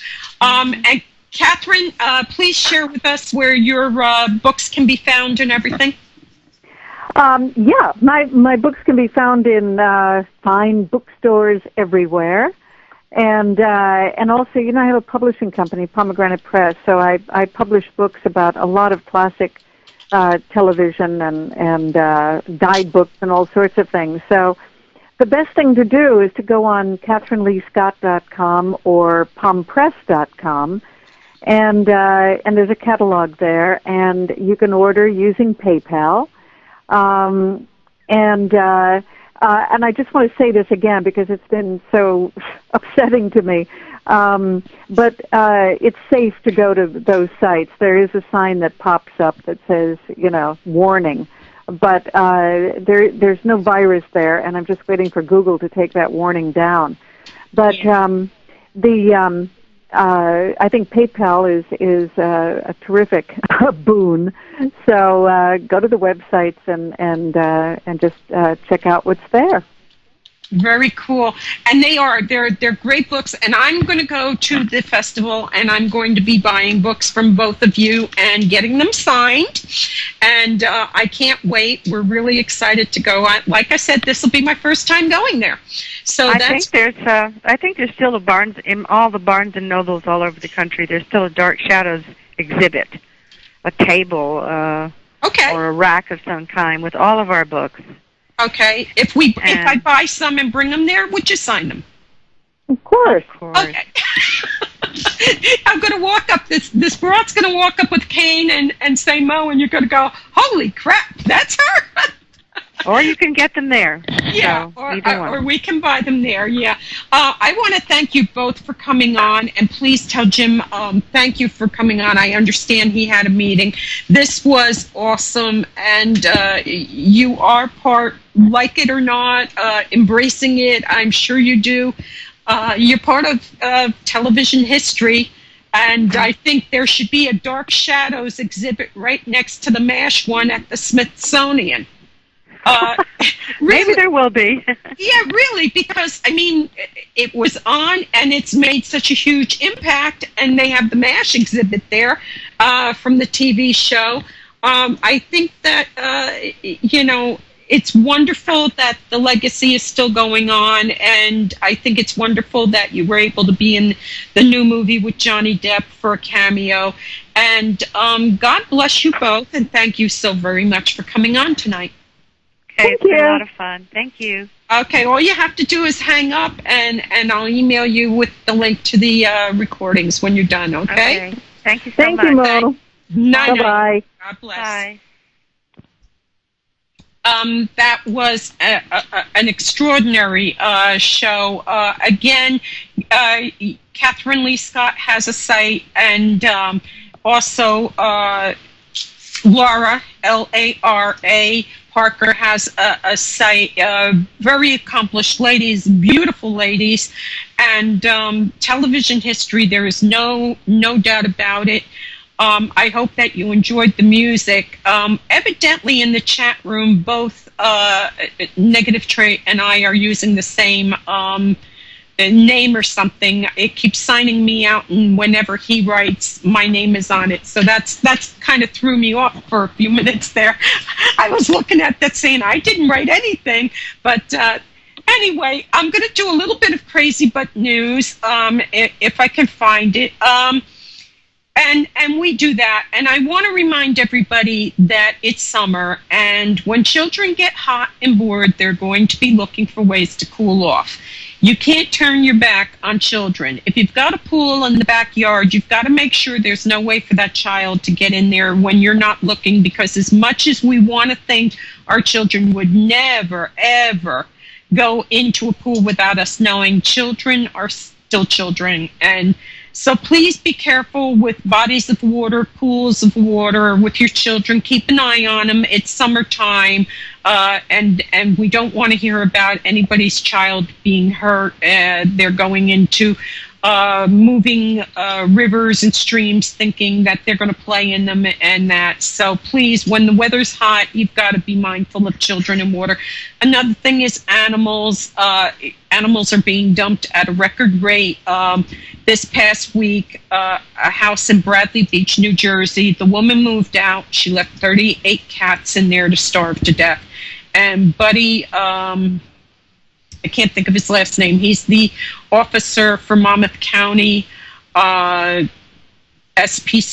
He ended up going in and finding all the dead animals. If you know somebody moves out and you know they had animals, please go check to see if they've left animals there. And if you see animals there, or you call up the authorities and say, I think they might have left animals there, and they don't come and check, you make a lot of noise. Go to the newspapers and report it, because animals starving to death, it can take weeks for animals to starve to death. It's not a pleasant way to go. Another thing is animal shelters need help. So please consider donating food, clean instead of throwing old blankets away, wash them up, cut them into sections, and donate them for animals in different shelters and that, because shelters are really struggling to keep up with what's going on. And remember, your elderly. Electric bills are high. We understand that, and it costs a lot of money to run air conditioning, but elderly people will very often think, I don't need the air conditioning. I used to sit out in 100 degrees when I was 20 years old. They're not 20 anymore. So please make sure your elderly are okay, that they're cool, that they're safe in this kind of heat. Make sure they have a lot of water and fluids, and don't just call.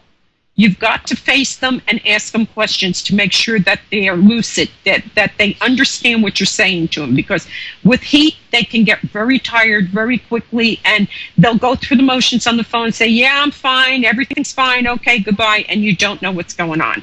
And next thing you know, they've succumbed to heat. So please check your elderly.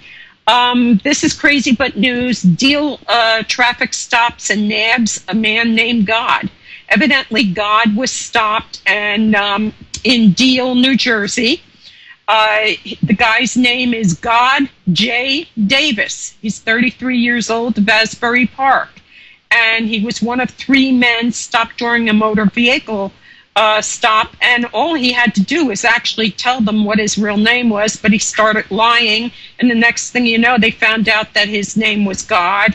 And they arrested him for trying to get out of several outstanding bench warrants. They arrested him. So even God is not above the law. He gets arrested. I thought that was just too funny. With that, I want to thank everybody for listening in. Please send our links around.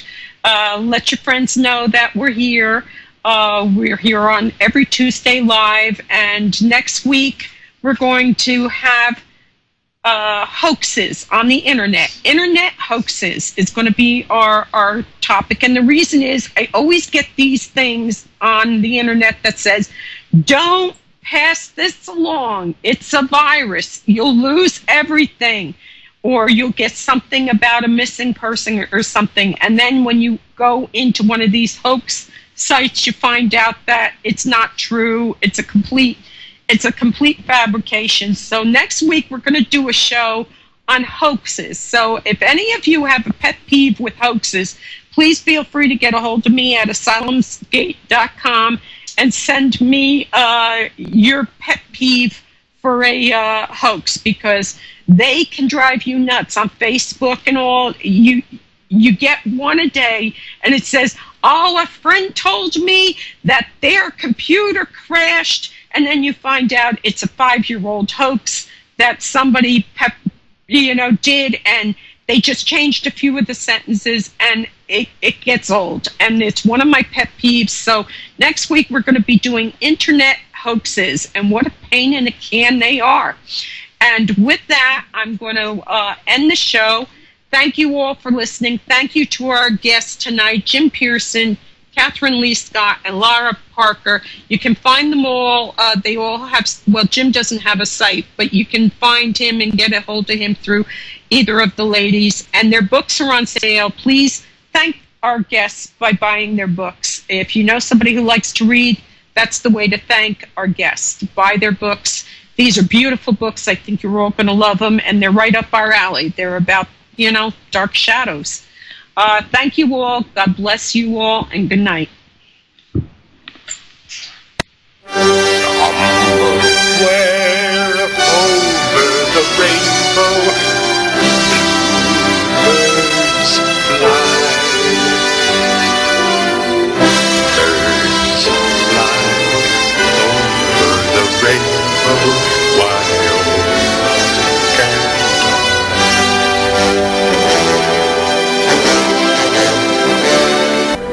Thank you for visiting me at my lair. Mo Banshee's Lair is broadcast live on Tuesday evenings at 10 p.m. Eastern, 9 p.m. Central, 8 p.m. Mountain, 7 p.m. Pacific, and in the UK, 3 a.m. Wednesday mornings on www.gameconradio.com. You can listen to our recent recordings on Podomatic/MoBanshee. You can contact me at www.asylumsgate.com. Again, thank you for listening. God bless you and yours, and have a very cool day.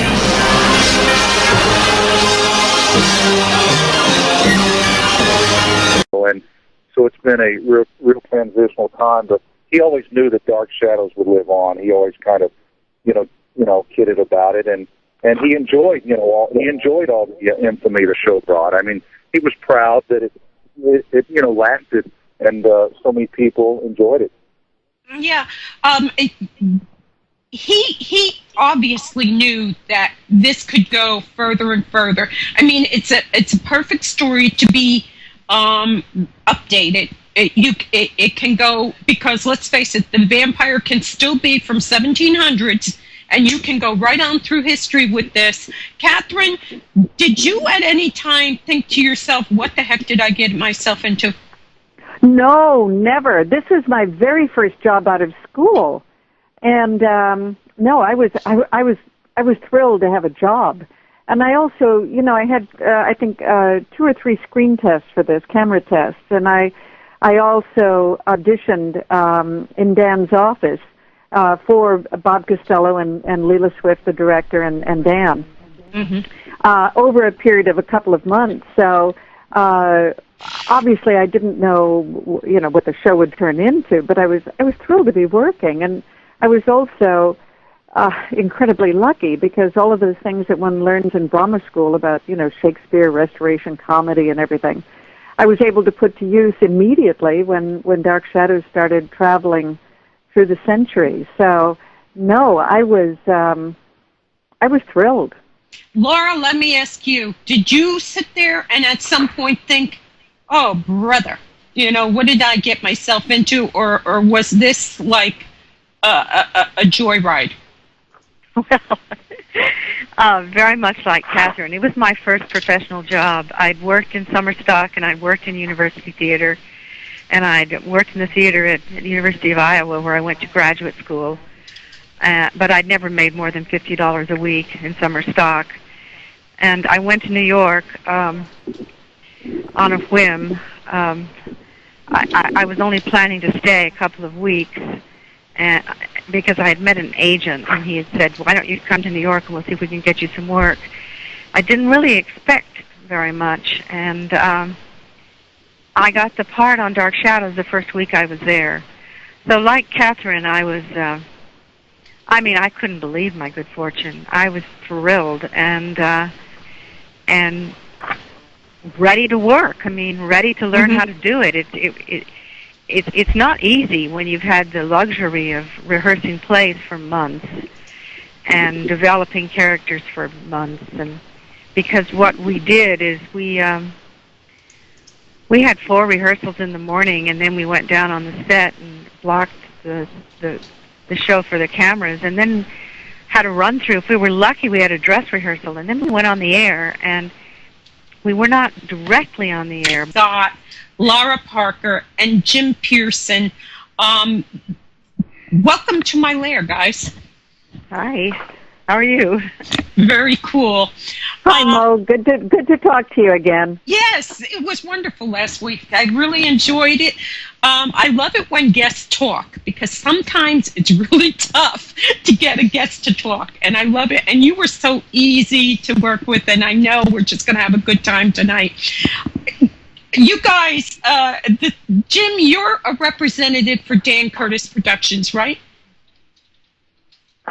Did we? You know, I think Jim will probably be joining us in a couple of minutes, but yes, he is. Yeah. You of course, Kathryn, we're going to open up the lines for calls in about 20 minutes, okay? So everybody just hang off on the calls, because there's going to be rules. This is my lair, and I always have the rules. I'm the rule keeper, okay? Okay. That's the way it runs in my house. But Kathryn, you were with Dark Shadows from the first episode, and Dan Curtis is said to have had like a dream or something of a mystery, and that's how it started. Yeah, I don't know if that was apocryphal or not, but you know, he talked about it in many different ways. But I think he was staying at the home. He was just out of the Army, and he was staying at the home of an Army buddy of his, and it was up in New England. And at one time he told me that he, you know, in the middle of the night he saw this ghost of this woman, and then another time he talked about having had a dream about this girl on a train. So, which sounds very sexual, actually.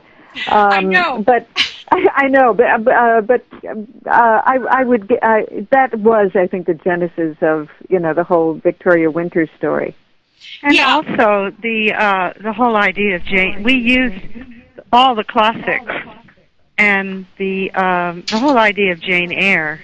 You know, the young governess going off to the house on the hill, and people she ran into saying, "Oh, don't go there. You don't know what kind of horrible things happen there." I mean, that too was a classic novel that I think Dan Curtis drew from, or at least the writers drew from, among many novels that we sort of redid on Dark Shadows. Yeah, I'm trying to remember, was The Innocents already released? Remember Deborah Carr, where she was governess? Yeah, it was, and I subsequently did a 2-hour film with Dan Curtis in England.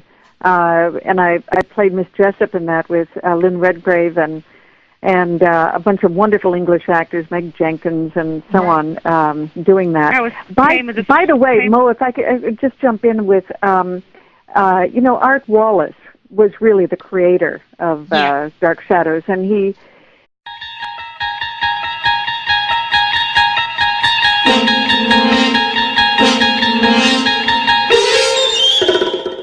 The opinions and views expressed in the following presentation do not necessarily reflect those of GameCon Radio or its affiliates.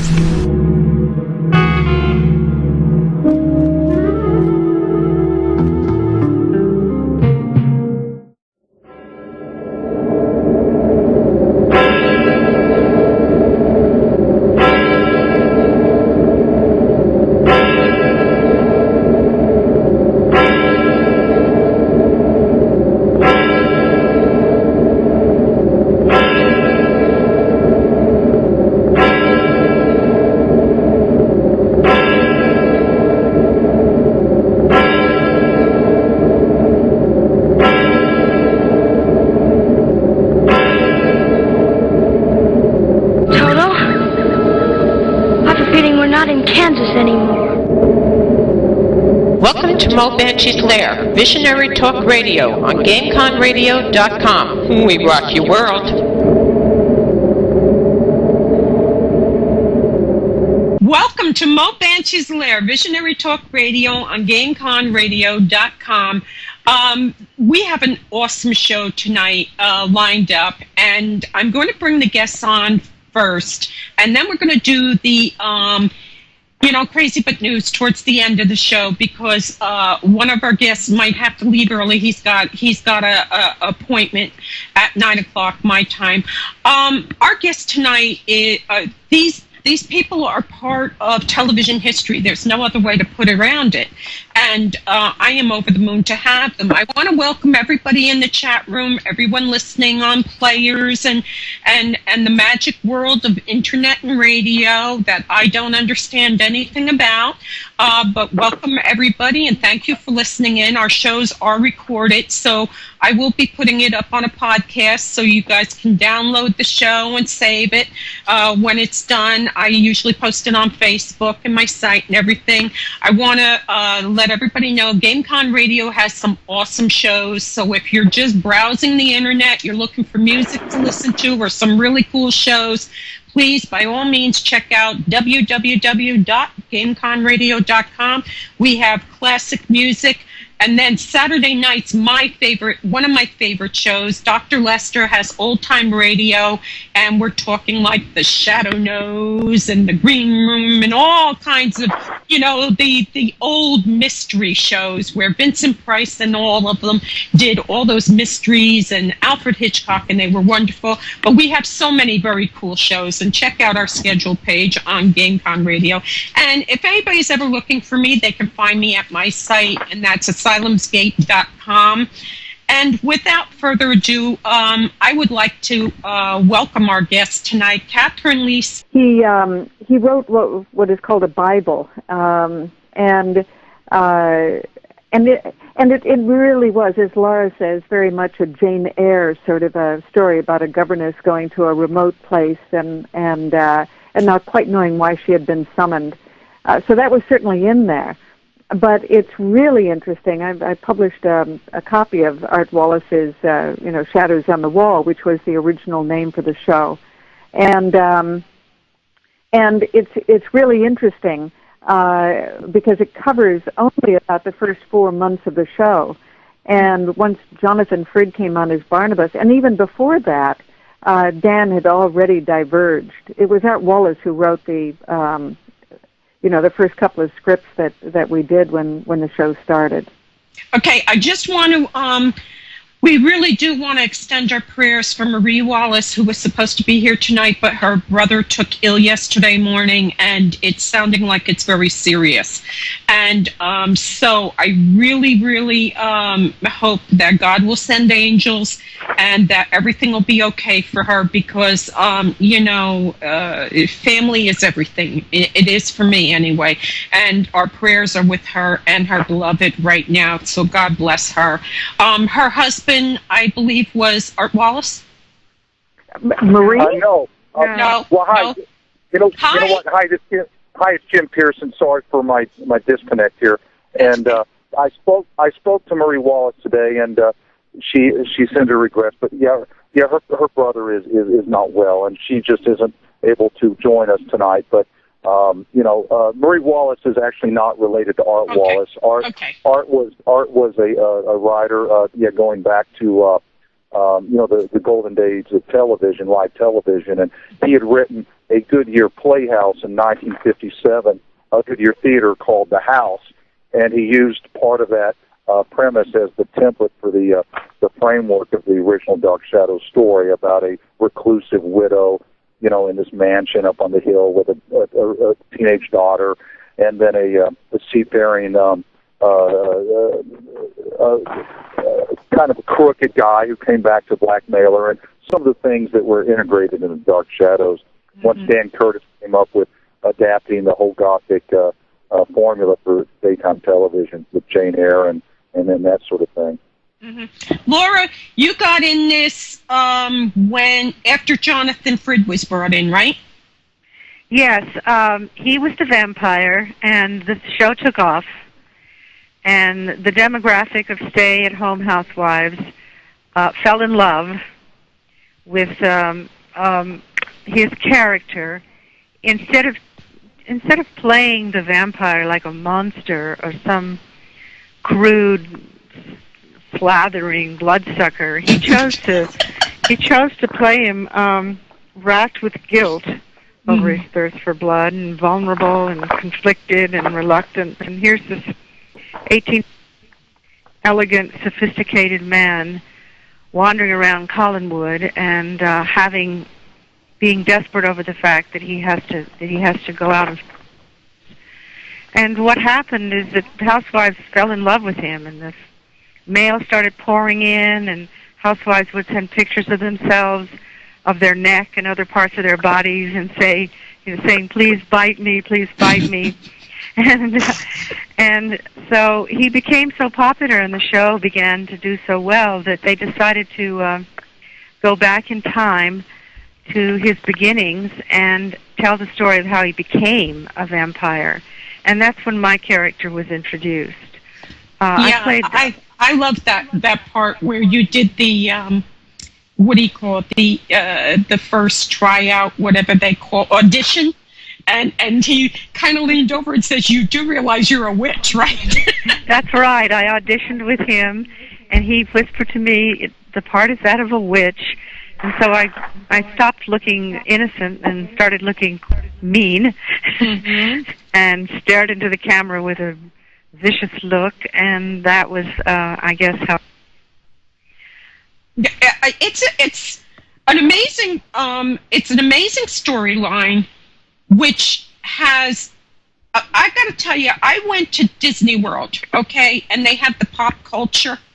And when you can look in the little picture frames they have there and see a picture from Dark Shadows in Disney World in one of the pop culture windows, in the lobby. I didn't know that. And I'm kind of like, you see George Reeves, you see the what's his name, the guy that we both love, Kathryn, the Silver Bullet, the Lone Ranger. Lone Ranger, yeah. Yeah, and all these different characters, and that, I mean, it literally has become history, and it was actually history before Jim got involved with it, right, Jim? Correct. Yeah. You, how did you get involved with Dan Curtis Productions? Well, when I got out of school, and I majored in radio, TV, film, and I met Dan Curtis through his longtime composer, music composer, Robert Colbert, who worked with Dan on everything from Dark Shadows to The Winds of War, War and Remembrance, and all these great films and TV projects in between. And Dan was starting up to do a new series of Dark Shadows Primetime, and so that was in 1990, and then I started doing marketing and promotion as well as production work, and it just became a full-time, occupation, and still involved with his estate. He left 2 daughters. His wife passed away the same month he did 6 years ago.